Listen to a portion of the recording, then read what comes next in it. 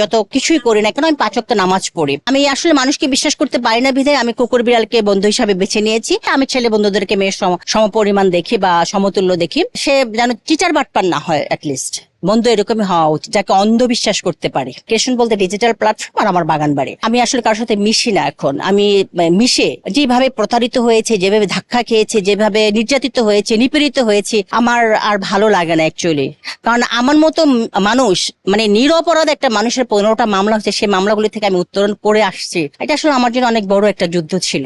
আপনি হজের কথা বলছিলেন, হজের পর নিজের জীবনে আসলে কি কি পরিবর্তন লক্ষ্য করছেন? আসলে আমি হজ করার পর যে পরিবর্তনটা হয়েছে, এবং আমি যে জেল খেটেছি 2 বার, এবং যে আমি যেভাবে নিপীড়িত নির্যাতিত হয়েছে, সেখান থেকে কিন্তু আমি যে অভিজ্ঞতা অর্জন করেছি সেটা 1000 কোটি টাকা দিয়ে সেই অভিজ্ঞতা আমার মনে হয় না এদেশে কোনো নারী নিতে পারবে। আমি যে নারীটা নিয়েছি, কারণ আমি আমাকে চিনেছি, আমাকে বুঝেছি, আমি যেমন আমার সাইডগুলো আমি বেছে নিয়েছি, এবং হজ করার পরে আল্লাহর প্রতি যে আমার একটা দৃঢ় বিশ্বাস আগেও ছিল। আমি ছোটবেলা থেকে 5 ওয়াক্ত নামাজ পড়ি, যত যাই করি, যত ফ্যাশন করি, যত গান গাই, যত কিছুই করি না কেন আমি 5 ওয়াক্ত নামাজ পড়ি। তাহাজ্জুদ নামাজ মাঝে মাঝে পড়া হয়, বাট 5 ওয়াক্ত নামাজ পড়ি। 2 বার আমি বড় হজ করেছি, 2006 সালে এবং 2024-এ, 23 বা 24-এ করেছি বড় হজ। আর প্রতি বছর আমি 2 বার উমরা করার চেষ্টা করে থাকি। তো আমার মধ্যে যে মানে যেমন এই যে মাথায় যে কাপড়টা, এই কাপড়টা আমার এই লাস্ট হজের আগে আসে নাই। আমি উমরা করেছি, ছেড়ে দিয়েছি, বড় হজ করেছি, ছেড়ে দিয়েছি, মানে আসে নাই, আমার মন থেকে আসে নাই। বাট এখন আমার মনে হয় যে আমি ঘরের ভিতরে আমি মাথা ঘোমটাটা দিয়ে রাখি,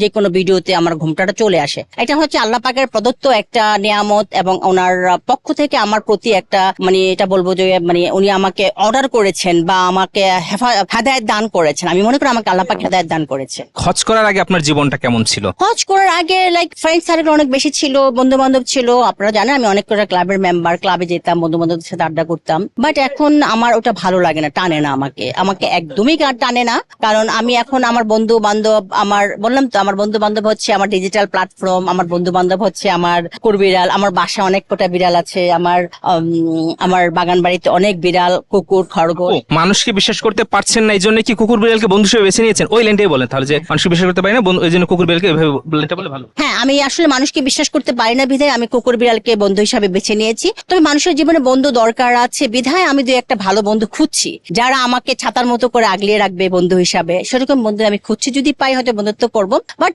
এই যে আমাদের সোসাইটিতে, আমাদের সার্কেলে বা আমাদের এই সমাজটায় গসিপিং জিনিসটা খুব বেশি, যেটা ইসলামে পুরোপুরি দমে একদমই নিষেধ। ইসলামে যে কখনোই মানুষের নামে মানুষ গীবত করতে পারবে না। গীবত করা মানে হচ্ছে মাংস খাওয়া সমতুল্য। সো আমি গীবত যারা গাবে তাদের সাথে আমি চলি না, আমি নিজে তো শুনেই না, আমি নিজে বলা তো দূরে থাক। এই জিনিসটা থেকে আমি এই জন্য বন্ধু বান্ধব আমি ছেড়ে দিয়েছি, এবং এই কারণে আমি কুকুর বিড়ালকে বন্ধু হিসাবে বেছে নিয়েছি। এবং ভালো বন্ধু পেলে অবশ্যই আমি নেবো 2-1টা ভালো বন্ধু। আপনার যদি কেউ বন্ধু হয় তাহলে তার কি কি কোয়ালিটি থাকতে হবে? কোনো কোয়ালিটি না, ভদ্র হবে, নম্র হবে, চিটার বাটপার হবে না, প্রতারক হবে না, ভণ্ড হবে না, দুর্নীতিবাজ হবে না, এবং মানে লুটেরা হবে না। মানে ভালো বন্ধু মানে ভালো বন্ধু, যার সাথে বসে কথা, সে মেয়ে হতে পারে, ছেলে হতে পারে। আমি ছেলে বন্ধুদেরকে মেয়ের সমপরিমাণ দেখি বা সমতুল্য দেখি, সে যেন চিটার বাটপার না হয়। অ্যাটলিস্ট বন্ধু এরকমই হওয়া উচিত যাকে অন্ধবিশ্বাস করতে পারে।